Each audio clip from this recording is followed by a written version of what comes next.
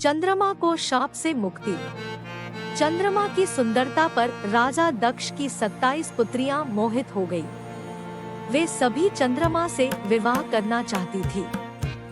दक्ष ने समझाया, सगी बहनों का एक ही पति होने से दाम्पत्य जीवन में बाधा आएगी, लेकिन चंद्रमा के प्रेम में पागल दक्ष पुत्रियां जिद पर अड़ी रही। अश्विनी सबसे बड़ी थी। उसने कहा कि पिताजी, हम आपस में मिलजोल से मित्रवत रहेंगे, आपको शिकायत नहीं मिलेगी। दक्ष ने 27 कन्याओं का विवाह चंद्रमा से कर दिया।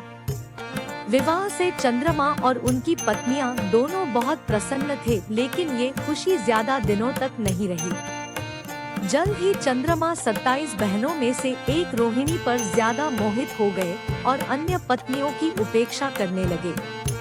यह बात दक्ष को पता चली और उन्होंने चंद्रमा को समझाया।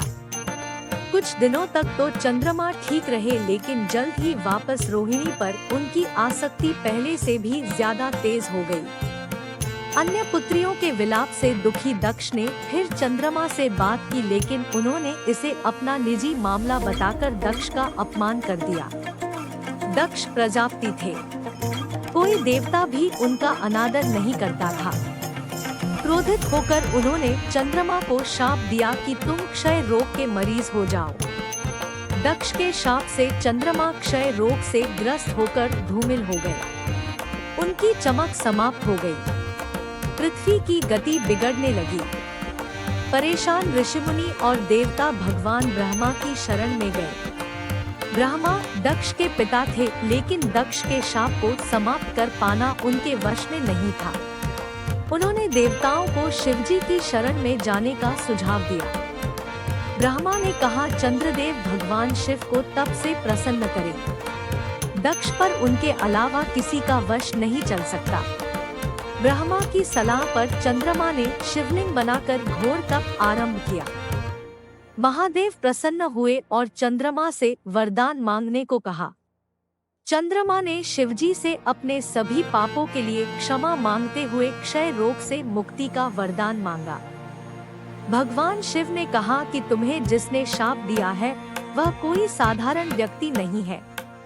उसके शाप को समाप्त करना संभव नहीं, फिर भी मैं तुम्हारे लिए कुछ न कुछ करूँगा जरूर।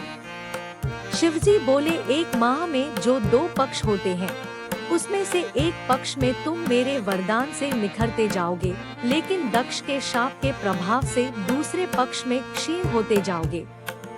शिव के वरदान से चंद्रमा शुक्ल पक्ष में तेजस्वी रहते हैं और कृष्ण पक्ष में धूमिल हो जाते हैं।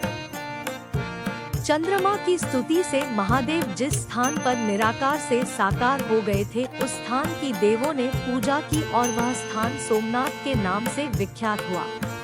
चंद्रमा की वे 27 पत्नियां ही 27 विभिन्न नक्षत्र हैं। शिवपुराण की कथा।